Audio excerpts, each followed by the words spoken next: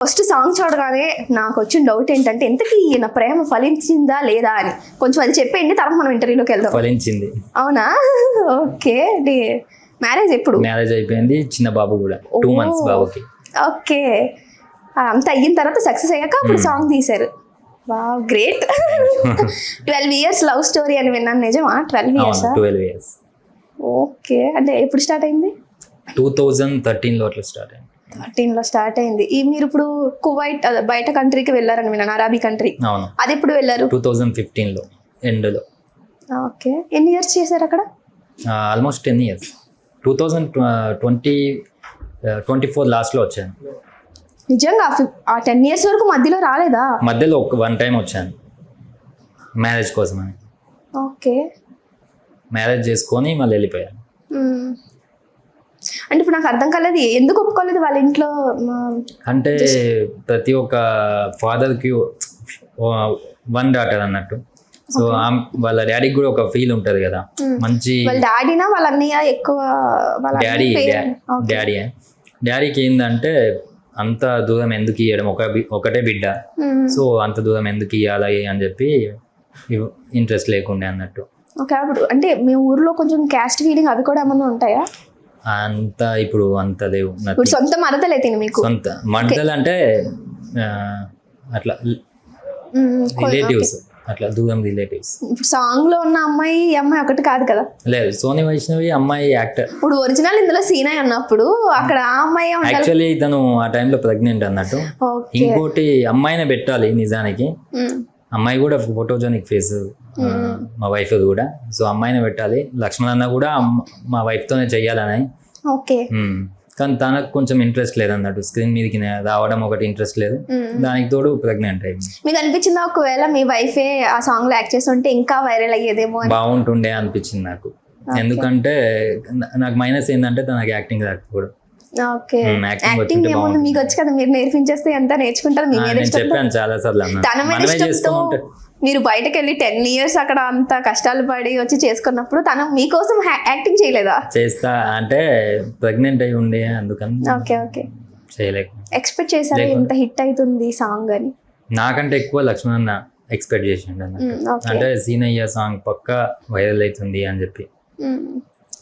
ఇప్పుడు ఆ లిరిక్స్ అవన్నీ మీ స్టోరీ నుంచే పాట రాశారా, లేకపోతే పాట రాసిన తర్వాత మీ స్టోరీకి అయినా సింక్ అయింది అని? లేదు, అది అన్న నా స్టోరీ రాద్దామని చెప్పి ఫస్ట్ నా స్టోరీ మొత్తం తెలుసుకున్నాడు. ఓకే. తెలుసుకొని ఆ తర్వాత స్టోరీ రాసిండు. అంతకుముందు మీరు ఇంకేమైనా ఎందులో యాక్ట్ చేయడం కానీ ఏమైనా సాంగ్స్? అట్లా ఏం లేదు, అసలు ఈ ఫీల్డే లేదు, ఇదే ఫస్ట్ సాంగ్? లేదు, ఫీల్డ్ లో ఉన్నా, ప్రొడ్యూసర్గా ఉన్నా, చాలా సాంగ్ చేసిన. వందేళ్ల సాంగ్ అని ఒక లక్ష్మణ్ అన్నది, వందేళ్ల సాంగ్, అది కూడా ఆల్మోస్ట్ 47 million పోయింది. సో ఇట్లా ప్రొడ్యూసింగ్ చేసిన తప్ప యాక్టింగ్ చేయలేదు. యాక్టింగ్ మీద అప్పటి నుంచే ఇష్టము, కానీ చేయలేదు. ఎందుకంటే మనకు అప్పట్లో సోర్స్ ఏం లేదు, ఫైనాన్షియల్గా సోర్స్ లేదు. సో డైరెక్ట్ మనం యాక్టింగ్ చేస్తామంటే నువ్వెవరు రాబోయ్యా అని చెప్పి నూకేస్తూ ఉంటారు, పట్టించుకోదు. ఇప్పుడున్న జనరేషన్కి ఎవరు పట్టించుకునే పొజిషన్ అది, ఉన్న ఫ్యామిలీసే పట్టించుకోవట్లేదు. బయట వాళ్ళు మనం ఒక ఆపర్చునిటీ కావాలంటే ఎవడిస్తాడు, ఎవడు ఇయ్యాడుగా. సో అందుకనే నేను అక్కడికి వెళ్ళి అక్కడ నుండే నేను ప్రొడ్యూసింగ్ స్టార్ట్ చేశాను. ఫస్ట్ అక్కడుండే ఇక్కడ ప్రొడ్యూస్ చేశాను. ఎందుకంటే ప్రొడ్యూసింగ్ అనేది ఒక పిల్లర్ లాంటిది అన్నట్టు. మనం భవనం కట్టాలి అంటే pillar important, base important.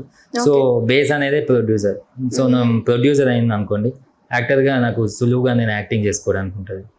So అట్లా నేను ప్రొడ్యూసర్ అయినా. ఎలా అంటే బ్యాక్గ్రౌండ్ ఏమన్నా ఆల్రెడీ ఫీల్డ్ లో ఉన్నా, మరి గైడెన్స్ అంతా ఎలా ఎవరు ఇచ్చారు? అక్కడ ఉండి కూడా మీరు ఇంత ప్రొడ్యూస్ చేసి ఇంట్రెస్ట్ అంతే, దీని మీద ఇంట్రెస్ట్. అంటే ఒకవేళ లాస్ వస్తే ఏంటి పరిస్థితి? లాస్ లాభం అని నేను పట్టించుకోవాలి, కానీ ఫోక్ ఇండస్ట్రీలో ది బెస్ట్ రైటర్ ఎవరని చెప్పి సెర్చ్ చేసిన, అది లక్ష్మణ్ అన్న అని తెలిసింది. సో అన్నతోనే పోవాలని చెప్పి అన్నతోనే వచ్చిన అంతే. ముందు అతను పరిచయం అంటే బ్లాక్ బస్టర్ సాంగ్ అమౌంట్ అప్పటికి నాకు ఐడియా లేదు, ఇంత అమౌంట్ వస్తుంది, ఇంత నేను ఎంతైనా పెట్టాలి, నేను స్క్రీన్ మీదకి రావాలన్న ఫీల్ తప్ప నాకు అమౌంట్స్ గురించి నేను ఆలోచించలే. ఏంటంటే ఫస్ట్ నేను స్క్రీన్ మీద కనిపించాలి. సో ఫస్ట్ ప్రొడ్యూసర్గా నెగ్గాలి. ఫోక్లో మనం ప్రొడ్యూసర్గా నెగ్గితే నెక్స్ట్ మనం యాక్టర్గా ముందుకు వస్తే రేపటి నాటి ఫ్యూచర్లో మనం మూవీస్లకు కూడా వెళ్ళడానికి ఛాన్సెస్ ఉంటాయి. ఓకే. సో అందుకని చెప్పి ఆ టైప్లో చూస్ చేసుకున్నాం. అంటే ఇప్పటి వరకు మీరు ప్రొడ్యూస్ చేసిన ప్రతి సాంగ్కి ఎంతో కొంత లాభం వచ్చింది తప్ప లాస్ అవ్వలేదు అంటున్నారా? అంటే ఉన్నాయి, లాస్ అయినవి కూడా ఉన్నాయి. లాస్ అయినవి ఉన్నాయి కానీ ఎక్కువ నేను ఫోకస్ చేస్తాను అన్నట్టు, ఈ సాంగ్ అయితే బాగుంటుంది, ఈ సాంగ్ అయితే బాగుంటుంది అని ఆ ఉద్దేశంతో తీసుకుంటా. కొన్ని కూడా మనకు రివర్స్ అవుతూ ఉంటాయి, ఓకే. అందులో అట్లా అయినవి ఉన్నాయి. ఎలా ఎలా కనిపెడతారంటే మీకు కొంచెం గెస్ ఉంటది కదా, ఈ సాంగ్ ఖచ్చితంగా కొంచెం వైరల్ అంటే అయితే హిట్ అవుతుంది. కొన్ని సాంగ్స్ ఎట్లుంటాయంటే జనాలకు మనం జనాల్లో ఉన్నప్పుడు వాళ్ళ ఫీలింగ్స్, మనం పల్లెటూరులో ఉన్నప్పుడు అక్కడ ఉన్న సిచ్యువేషన్స్ మనకు తెలుస్తూ ఉంటాయి. సో ఈ సాంగ్ అయితే మనకు జనాల్లోకి వెళ్తుంది, ఈ సాంగ్ అయితే వెళ్ళదు అని మనకు ఒక ఫీల్ వస్తూ ఉంటుంది అన్నట్టు. అట్లాంటివి మనము జనాలకు వదిలితే బాగుంటుంది అని చెప్పి అట్లా చూస్ చేసుకుంటాను. ఓకే.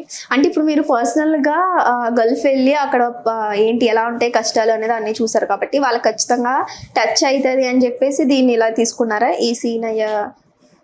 100%. లక్ష్మణ్ అన్న ఉద్దేశం ఏంటి అంటే సీనయ్యని జనాల్లో పెట్టాలి. నువ్వు ఫస్ట్ టైం దిగుతున్నావు, సో నీకు అది రేపటి నాడు అంటే కొంతమందికి ఉంటాయి కదా, ఇప్పుడు డైరెక్ట్ దిగగానే ఫస్ట్ సాంగ్కే ఫ్లాప్ అయింది అవి, ఇది ఐరన్ లెగ్ అది ఇది అంటూ ఉంటుంది. సో అట్లా కాకుండా సీనన్న నువ్వు దిగుతున్నావు అంటే నీ పేరు చిరస్థాయిగా జనాల్లో మిగిలాలి. సో ఆ ఉద్దేశంతోనే సీనయ్య అనే టైటిల్తోనే స్టార్ట్ చేసిండు అన్న. సీనయ్య ఉక్కులైన సీనయ్య గుండున్నదే సినదాన నీకోసం అని చెప్పి అట్లా స్టార్ట్ చేసి దానికి ఒక నామకరణం చేశాను సీనయ్య. నా పేరు సీను ఉన్నా కానీ దాన్ని చేంజ్ చేసి సీనయ్య చేంజ్ చేసి ఈ సాంగ్ కోసం మీ పేరు మారింది సీనయ్య అని. అంతకుముందు శ్రీనునే, Srinivas alias Seenayya. Srinivas alias Srinayya. Seenayya. Okay. అది ఇనిషియలా సీనయ్య అనేది అలియాస్ అనేది జస్ట్ నార్మల్ చెప్తున్నా. Okay okay. ఏంటి మీరు ఇంతే ఇంకా ఇలానే కూల్ గా ఉంటారా బయట కూడా? నార్మల్గా ఇంతే ఉంటాం, ఎక్కడైనా అంతే. అంటే ఫ్రెండ్స్ దగ్గర అయినా ఎక్కడైనా చిల్ అవుతూ ఉంటాను అన్నట్టు నార్మల్గా.